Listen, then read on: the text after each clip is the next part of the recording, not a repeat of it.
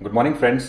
मैं doctor Ashish Sarowal, urologist और men's health expert New Delhi India से बोल रहा हूँ। इस वीडियो में मैं आपको प्रोस्टेट कैंसर ग्लीसन 8 के बारे में डिस्कशन करूँगा। डिफरेंट ग्लीसन होते हैं, ग्लीसन 6, 7, 8, 9, 10। तो ये सारे ग्रेड्स होते हैं प्रोस्टेट कैंसर के। और हम आज जो स्पेसिफिकली डिस्कस करेंगे ग्लीसन 8 कैंसर। ये थोड़ा अग्रेसिव कैंसर होता है। सबसे पहले ग्लीसन स्कोरिंग के बारे में समझने के लिए ये वाला मेरा वीडियो देखिए। आपको समझना चाहिए कि जो कैंसर होता है वो नॉर्मल सेल से थोड़ा डिफरेंट होता है। तो आप मान लीजिए ये नॉर्मल सेल है प्रोस्टेट का, और जो कैंसर सेल है वो थोड़ा डिफरेंट होगा। तो वो ऐसे भी हो सकता है, ऐसे भी हो सकता है, और बिल्कुल ही डिफरेंट भी हो सकता है। तो जो सेल्स थोड़े से डिफरेंट होते हैं उसे ग्लीसन 3 बोलते हैं। जो सेल्स थोड़े ज्यादा डिफरेंट होते हैं उसको 4 बोलते हैं, और जो बहुत डिफरेंट होते हैं उसको 5 बोलते हैं। नॉर्मली 12 कोर लेते हैं, 12 पीस लेते हैं प्रोस्टेट में से, जिसकी टेस्टिंग करते हैं, और उनमें से जो दो मोस्ट कॉमनली अकरिंग ग्लीसन आते हैं उनकी स्कोरिंग करते हैं, और वो उसका फाइनल रिजल्ट बोलते हैं। मतलब कि अगर किसी का सिर्फ 3 कैंसर है पूरी बायोप्सी में तो उसको 3+3 बोलते हैं। अगर किसी का 3 और 4 होएगा तो उसे 3+4 बोलेंगे। अगर 3 और 5 होएगा तो उसको 3+5 बोलते हैं। अगर सिर्फ 4 होएगा तो 4+4 बोलते हैं। अगर 4 और 5 होएगा तो 4+5 बोलते हैं, और या तो अगर सिर्फ 5 है तो उसको 5+5 बोलते हैं। तो ये हो गया 6, 7, 8, 8, 9 और 10। तो जो ग्लीसन होता है वो ग्लीसन 6 से लेकर 10 तक हो सकता है। ग्लीसन और पीएसए में ये फर्क है कि जो पीएसए है वो तो 0 से लेके 1000, 2000 कितना भी हो सकता है, लेकिन जो ग्लीसन है वो सिर्फ 6 से लेके 10 तक ही होता है। अगर किसी कैंसर है ग्लीसन 6 हो सकता है या मैक्सिमम 10 तक हो सकता है। तो हमारे को पता चल गया है कि ग्लीसन स्कोर होता क्या है। अब इस ग्लीसन स्कोर का सिग्निफिकेंस क्या है? इसका सिग्निफिकेंस ये है, जो ग्लीसन स्कोर है उससे हमें पता चलता है कि कैंसर कितना अग्रेसिव है, इसकी ग्रेडिंग क्या है। अब कैंसर तो आ गया है, क्या ये लो ग्रेड कैंसर है कि हाई ग्रेड कैंसर है? जो ग्लीसन 6 होता है वो लो ग्रेड कैंसर होता है, और ग्लीसन 10 जो होता है वो हाईएस्ट ग्रेड कैंसर होता है। इसकी ग्रेडिंग डी एमिको क्लासिफिकेशन होती है। आपको मैं वो समझाता हूँ क्या होती है। तो जो डी एमिको क्लासिफिकेशन है, इसके अंदर पेशेंट का हम पीएस से कंसीडर करते हैं और ग्लीसन कंसीडर करते हैं, और कैंसर को लो रिस्क मानते हैं या इंटरमीडिएट रिस्क मानते हैं या हाई रिस्क मानते हैं। और ये रिस्क किस बेसिस पे होता है कि अगर किसी का लो रिस्क कैंसर है तो इसमें कम चांसेस है कि वो मेटास्टेटिक डिजीज हो, मतलब कैंसर फैल जाए। दूसरा, कम चांसेस है कि ये रिकरेंस होगी इस कैंसर की, एक बार ट्रीटमेंट हो गया तो फुल ट्रीटमेंट हो जाएगा। और तीसरा, कैंसर की वजह से मरने के कम चांसेस होते हैं, तो इसकी मोर्टेलिटी लो होती है। जबकि हाई रिस्क कैंसर है उसके स्प्रेड होने के चांसेस ज्यादा है, उसके जो भी ट्रीटमेंट करेंगे वापस आने का ज्यादा रिस्क है। और तीसरा, इस कैंसर की वजह से मरने का भी ज्यादा चांसेस है। और ये जो डीएमएको क्लासिफिकेशन इसमें सिर्फ ग्लीसन ही नहीं होता, पीएसए भी होता है। तो अगर किसी का पीएसए 10 से कम है, या 10 से 20 है, या 20 से ज्यादा है, इस पर क्लासिफिकेशन होती है। अगर 10 से कम है तो लो रिस्क, इंटरमीडिएट रिस्क में 10 से 20, और अगर पीएसए 20 से ज्यादा है तो वो हाई रिस्क कैंसर में माना जाता है। जो ग्लीसन है, अगर किसी का 6 होगा तो वो लो रिस्क होता है, अगर 7 होता है तो वो इंटरमीडिएट रिस्क होता है, और 8, 9 और 10 जो है वो हाई रिस्क कैंसर है। मतलब ये अग्रेसिव कैंसर होते हैं, इसकी वजह से कैंसर स्प्रेड कर सकता है, मेटास्टेसिस हो सकता है, जो भी आप ट्रीटमेंट कराओगे रिकरेंस ज्यादा हो सकती है, और तीसरा, इन कैंसर से आप मर भी सकते हो।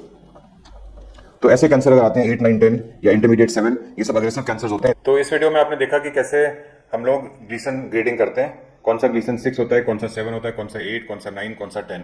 ग्लीसन जो होते हैं वो 6 से लेके 10 तक ही होते हैं, इससे ज्यादा भी नहीं होते और इससे कम भी नहीं होते। ऐसा नहीं है ग्लीसन 2 या 3 हो जाएगा या ग्लीसन 15, 20 हो जाएगा, मैक्सिमम 10 तक होते हैं। अगर किसी का ग्लीसन 8, 9 या 10 होए, इसका ये सिग्निफिकेंस है कि ये वाले ज़्यादा अग्रेसिव कैंसर्स होते हैं, हाई रिस्क कैंसर्स होते हैं। इनके चांसेस होते हैं कि ये जल्दी से different parts of the body में स्प्रेड करें, मेटास्टेसाइज कर जाएं, फैल जाएं, और इस कैंसर से ज़्यादा चांसेस होते हैं कि पेशेंट आगे जाके उनकी डेथ हो जाए। तो ये ज़्यादा अग्रेसिव कैंसर होते हैं, इनको हल्के से नहीं लेना चाहिए, इनका ट्रीटमेंट जल्दी जल्दी कराना चाहिए। अगर किसी का ग्लीसन ग्रेड 8 डायग्नोस हुआ है तो आगे क्या टेस्ट करने होते हैं? सबसे पहले तो ये कैंसर जो होता है वो फैलने के ज़्यादा चांसेस होते हैं, तो इसलिए इनका पीएसए में पेट सीटी स्कैन करना चाहिए पूरी बॉडी देखने के लिए कि कहीं कैंसर फैला तो नहीं है। अगर कैंसर फैला हुआ है तो उसका अलग ट्रीटमेंट होता है, अगर कैंसर नहीं फैला तो उसका अलग ट्रीटमेंट होता है। इसके अलावा एक एमआरआई करना चाहिए जो प्रोस्टेट और प्रोस्टेट के आसपास के टिश्यूज को अच्छी तरह देख सकता है, वो पेल्विक एमआरआई होता है। ग्लीसन 8 प्रोस्टेट कैंसर का सर्वाइवल क्या होता है? देखिए, हर पेशेंट का कैंसर सेम नहीं होता। कई कैंसर अग्रेसिव होते हैं ग्लीसन 8 के अंदर भी, और कई कम अग्रेसिव होते हैं।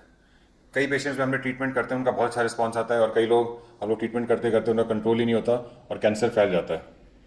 सबसे पहले हमारे को देखना चाहिए कि स्टेज क्या है कैंसर की। जैसे अगर हम लोगों ने पेट स्कैन किया या एमआरआई किया, उसमें ग्लीसन 8 जो कैंसर है वो लोकलाइज्ड है प्रोस्टेट के अंदर कि कहीं बॉडी में फैला हुआ है। अगर बॉडी में फैला हुआ है तो बोन्स में, लिम्फ नोड्स में, लिवर में, इन सब में फैला हुआ है कि नहीं फैला हुआ।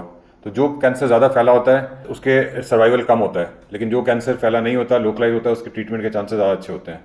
अगर मैं आपको एक प्रोस्टेट कैंसर का डेटा देता हूँ तो यूएस में हर साल करीब 2 लाख लोग प्रोस्टेट कैंसर से डायग्नोस होते हैं, लेकिन उसमें सिर्फ 10% का ही डेथ होती है, मतलब कि 20,000 लोगों की। तो 90% लोग जो हैं, 1,80,000, वो कभी भी प्रोस्टेट कैंसर से डेथ नहीं होगी उनकी। और जिन लोगों की डेथ होती भी है, ऐसा नहीं होता कि आज कैंसर हुआ और कल डेथ हो गई या कुछ ही महीनों में डेथ हो गई। ये 10% मोर्टेलिटी 10 से 15 साल के ड्यूरेशन में होती है। तो आपको घबराना नहीं चाहिए कि आपका प्रोस्टेट कैंसर डायग्नोस हुआ है तो आप इसका कोई ट्रीटमेंट नहीं है और हम थोड़े दिन के ही मेहमान हैं। क्योंकि प्रोस्टेट कैंसर जो होता है अगर ठीक से ट्रीट किया जाए तो उसकी लाइफ बहुत अच्छी होती है। कई पेशेंट्स में से पूछते हैं कि पेट स्कैन की क्या सिग्निफिकेंस है। देखिए, पेट स्कैन पहले ज़माने में अवेलेबल नहीं था, तो हमारे को पता नहीं था कि कैंसर कितना फैला हुआ है। जब हम डायग्नोज करते थे ग्लीसन 8 कैंसर है तो हमारे को लगता था कि बस अब पेशेंट की डेथ हो गई, क्योंकि ये तो बहुत अग्रेसिव कैंसर है और उसका कोई कंट्रोल नहीं है। बट देखा गया है कि जो कैंसर्स फैले नहीं होते, प्रोस्टेट के अंदर ही होते हैं, वो टोटली क्योरेबल होते हैं और उनका प्रोग्नोसिस काफ़ी अच्छा होता है। तो पेट स्कैन ऐसा ट्रीटमेंट है जो हमारे को एग्जैक्टली बता सकता है कि कैंसर फैला हुआ है कि नहीं फैला हुआ। अगर कैंसर फैला हुआ है तो डेफिनेटली उसका जो सर्वाइवल है कम होता है, लेकिन अगर कैंसर फैला नहीं हुआ तो उसका सर्वाइवल काफ़ी अच्छा है। और जो सबसे इंपॉर्टेंट क्वेश्चन है कि अगर आपका ग्लीसन 8 कैंसर है तो उसके लिए आपके लिए कौन सा ट्रीटमेंट बेस्ट है। सबसे पहले तो हम ब्रॉडली डिवाइड करते हैं कि कैंसर लोकलाइज प्रोस्टेट के अंदर है कि फैल चुका है। अगर फैल चुका है तो उसमें प्रोस्टेट निकाल के कैंसर को क्योर करना पॉसिबल नहीं है। प्रोस्टेट की सर्जरी या रेडिएशन तभी कर सकते हैं अगर कैंसर लोकलाइज है और कहीं बॉडी में फैला नहीं हुआ। एक बार फैल गया तो फिर हम लोग बस दवाइयां देके कैंसर को कंट्रोल कर सकते हैं। तो अगर आपका कैंसर पेट स्कैन में फैला हुआ आ रहा है, मतलब कि लिम्फ नोड में फैला हुआ आ रहा है, बोन्स में फैला हुआ आ रहा है या कहीं और फैला हुआ आ रहा है, वो स्टेज 4 कैंसर होता है।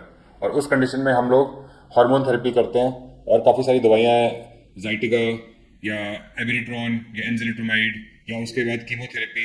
तो काफ़ी सारे ट्रीटमेंट्स हैं जिससे हम कैंसर को कंट्रोल कर सकते हैं। तो ये सारे ट्रीटमेंट्स हमारे को करने चाहिए ताकि कैंसर को कंट्रोल करें और आपकी लाइफ अच्छी चले। और अगर आपका ग्लीसन 8 कैंसर है और अगर आपने पेट स्कैन किया है और पेट स्कैन में आया है कि कैंसर अभी भी लोकलाइज है, कहीं फैला नहीं है या सिर्फ थोड़ा बहुत आसपास ही फैला है, मतलब प्रोस्टेट के थोड़ा बाहर फैला है, सेमिनल वेसिकल्स में फैला है या बॉडी में कहीं नहीं फैला, सिर्फ पेल्विक लिम्फ नोड्स में फैला है, तो उस कंडीशन में हम लोग सर्जरी करके पूरा प्रोस्टेट, लिम्फ नोड्स, ये सारा कुछ निकाल सकते हैं और पेशेंट कैंसर फ्री हो जाएगा। या हम इस एरिया को सारे को रेडिएट कर सकते हैं। रेडिएशन से कैंसर के सेल्स किल हो जाते हैं और कैंसर क्योर हो जाता है और पेशेंट की लाइफ नॉर्मल लाइफ की तरह रहती है। अब मेन क्वेश्चन आता है कि हमारे को सर्जरी करानी चाहिए कि रेडिएशन करानी चाहिए। तो देखिए, जब ग्लीसन 8 कैंसर है और लोकलाइज्ड है तो उसमें सर्जरी के काफ़ी सारे एडवांटेजेस हैं जो मैं आपसे डिस्कस करूंगा। देखिए, अगर किसी का ग्लीसन 8 कैंसर है और वो सर्जरी कराता है तो रोबोटिक सर्जरी से हम लोग पूरा प्रोस्टेट, साथ में लिम्फ नोड्स, सारा कुछ निकाल के और उसको हिस्टोपैथोलॉजी टेस्टिंग के लिए भेजते हैं और उस पैथोलॉजी टेस्टिंग में एक्जैक्टली समझ आता है कि कैंसर लोकलाइज है कि कहीं फैला हुआ है। काफ़ी बारी कैंसर लोकलाइज होता है तो हमारे को पता चल जाता है पेशेंट कैंसर फ्री है और हमारे को आगे जाके रेडिएशन की कोई ज़रूरत नहीं है या कीमोथेरेपी की या हार्मोन थेरेपी की कोई ज़रूरत नहीं है। और इन सब थेरेपीज़ के, रेडिएशन के, हार्मोन के, कीमोथेरेपी के बहुत साइड इफेक्ट्स होते हैं, तो उन सब साइड इफेक्ट्स से हम बच सकते हैं। तो हमारे को एग्जैक्ट पैथोलॉजी पता चल जाती है। और अगर उसमें आता है पैथोलॉजी में कि कैंसर फैला हुआ है तो वो भी पता चल जाता है, जिससे हम सेकेंडरी ट्रीटमेंट जो है, अगर रेडिएशन करनी हो या हार्मोन थेरेपी या कीमोथेरेपी देनी हो, वो हम जल्दी स्टार्ट कर सकते हैं। तो ये एक सर्जरी का बहुत एडेड एडवांटेज है कि एक तो एग्जैक्ट स्टेज पर चलती है और एग्जैक्ट स्टेज के मुताबिक हम फर्दर थेरेपी प्लान कर सकते हैं कि कुछ भी नहीं करना है, कि रेडिएशन करनी है, कि हार्मोन करनी है, कि क्या करना है। और अगर हम लोग रेडिएशन के बारे में बात करें तो रेडिएशन में क्या करते हैं, प्रोस्टेट और उसके सराउंडिंग एरियाज को रेज देके कैंसर को किल करते हैं। अब इस रेडिएशन के साथ हम लोग हार्मोन थेरेपी भी देते हैं 2 साल तक। तो इन 2 साल तक हार्मोन थेरेपी की वजह से पीएसए कम रहता है, लेकिन पेशेंट को पता ही नहीं होता कि कैंसर क्योर हुआ है कि नहीं हुआ। तो 2 साल के जब हम हार्मोन थेरेपी बंद करते हैं और पीएसए बढ़ने लगता है तो पता चलता है कि रेडिएशन बिल्कुल फेलियर था और उसने काम नहीं किया है। तो एक तो हमने जब अगर सेकेंडरी ट्रीटमेंट करना था तो उसके लिए 2 साल डिले हो गया, क्योंकि 2 साल तक हमें पता ही नहीं था कैंसर किल नहीं हुआ, क्योर नहीं हुआ। दूसरी बात, रेडिएशन के बाद प्रोस्टेट बिल्कुल अपने सराउंडिंग एरिया से चिपक जाता है, तो उसको निकालना बहुत डिफिकल्ट होता है। तो अगर हम रेडिएशन के बाद सर्जरी करें तो वो बहुत कॉम्प्लिकेटेड होती है, उसमें काफ़ी साइड इफेक्ट्स होते हैं, यूरिनरी लीकेज और ब्लीडिंग और सराउंडिंग ऑर्गन्स की इंजरी के। तो रेडिएशन वर्सेस सर्जरी की एक मेमोरियल स्लोन केटरिंग में स्टडी हुई थी। उन्होंने 2000 पेशेंट्स को रेडिएशन कराई थी और 2000 पेशेंट को सर्जरी कराई थी और उनके सारों के ग्लीसन 8 या अग्रेसिव कैंसर ही थे। और उन्होंने देखा कि अगर हम सर्जरी पहले करते हैं अग्रेसिव कैंसर में, हाई रिस्क कैंसर में, तो उसके रिजल्ट्स रेडिएशन से ज़्यादा बेटर हैं। और उनके रीज़न उन्होंने यही दिए, एक तो एग्जैक्ट स्टेज पर चल जाती है सर्जरी के बाद और हम सेकेंडरी ट्रीटमेंट जल्दी स्टार्ट कर सकते हैं, लेकिन रेडिएशन के बाद एक तो एग्जैक्ट स्टेज नहीं पता चलती, पता ही नहीं चलता कि कैंसर क्योर हुआ है कि नहीं हुआ, और अगर सेकेंडरी ट्रीटमेंट भी करना है वो बहुत डिले हो जाता है। और सेकेंडरी ट्रीटमेंट में हम लोग सर्जरी काफ़ी बारी नहीं भी कर सकते क्योंकि प्रोस्टेट पूरा सराउंडिंग एरिया से चिपक गया है। तो अगर आपका ग्लीसन 8 कैंसर है और लोकलाइज है तो बेस्ट ट्रीटमेंट इसका रोबोटिक सर्जरी है, जिसमें हम पूरा प्रोस्टेट और लिम्फ नोड निकाल दें। सर्जरी के ये भी एडवांटेजेस हैं कि सर्जरी से पूरा प्रोस्टेट निकल जाता है, तो बुढ़ापे में जो प्रोस्टेट की बीमारियां होती हैं, जैसे यूरिन रुक रुक के आना या ब्लड आना यूरिन में, ये सब चीज़ें सर्जरी के बाद नहीं होती। लेकिन रेडिएशन के बाद प्रोस्टेट फिर भी बॉडी में होता है, तो बुढ़ापे की बीमारियां जो होती हैं, प्रोस्टेट की यूरिन रुक रुक के आना या ब्लड आना, वो सारी चीज़ें रेडिएशन के बाद हो सकती हैं। इसके अलावा देखा गया है कि जिनको रेडिएशन दी थी प्रोस्टेट कैंसर के लिए, 20-30 साल बाद उनको सेकेंडरी कैंसर ब्लैडर में हो गए। 3 से 5% रिस्क होता है जिसको रेडिएशन मिली है प्रोस्टेट कैंसर के लिए, उसको ब्लैडर कैंसर हो गया। तो definitely high risk prostate cancer जो होता है, ग्लीसन 8 कैंसर होता है, अगर वो लोकलाइज्ड है तो रोबोटिक सर्जरी बेस्ट ट्रीटमेंट है। रेडिएशन से कई गुना ज़्यादा उसके बेनिफिट्स हैं। अब नेक्स्ट क्वेश्चन है कि अगर आपने रोबोटिक सर्जरी करानी है तो कहाँ पे कराएं। देखिए, रोबोट आजकल बहुत सारे हॉस्पिटल्स में आ रहा है और नए नए जगहों पे जिन्होंने कभी रोबोटिक सर्जरी नहीं करी, कोई प्रॉपर ट्रेनिंग नहीं करी, वो वाले लोग भी रोबोटिक सर्जरी करके प्रोस्टेट कैंसर का ट्रीटमेंट कर रहे हैं। अगर आप अनट्रेंड हैं, आपने रेगुलरली रोबोटिक सर्जरी नहीं करते प्रोस्टेट कैंसर की, तो इस सर्जरी के बाद काफ़ी साइड इफेक्ट्स हो सकते हैं, जैसे कि यूरिन लीकेज या इरेक्शन की प्रॉब्लम। मैंने अपनी ट्रेनिंग 2008 से लेकर 2011 तक यूनिवर्सिटी ऑफ मियामी यूएसए में करी थी। वहाँ पे हम लोग रोज़ 2 या 3 रोबोटिक सर्जरीज करते थे और अच्छी तरह ट्रेनिंग करके मैं इंडिया आया हूँ और यहाँ पे हम अपोलो हॉस्पिटल न्यू दिल्ली में रेगुलरली रोबोटिक सर्जरी कर रहे हैं। तो आपको ऐसे ही डॉक्टर के पास जाना चाहिए जो रेगुलरली रोबोटिक सर्जरी कर रहा है और उससे ही उसके अच्छे रिजल्ट्स आएंगे। अगर आपको भी ग्लीसन 8 प्रोस्टेट कैंसर है और उसके लिए आप मेरे को कंसल्ट करना चाहते हो तो आप मेरे को ईमेल कर सकते हो या व्हाट्सएप कर सकते हो। मेरा ईमेल एड्रेस और व्हाट्सएप नंबर नीचे डिस्क्रिप्शन में दिया हुआ है। धन्यवाद।